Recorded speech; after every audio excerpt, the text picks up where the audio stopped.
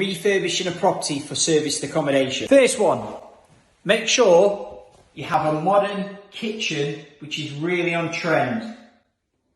Second one, modern bathroom. You can see here I've gone for the marble effect tiles because it's serviced accommodation, walk-in shower, all tied in, black radiator, black vanity unit. Make sure you really consider your lights. You can see here I've gone for down lights. I've combined that with IKEA light fittings. Number 4, doors, door handles. Make sure you spend that bit of extra money. Cottage doors, door handles. Number 5, flooring. LVT as you walk in, the kitchen, tile floor in the bathroom. And then I've got high-end carpet here.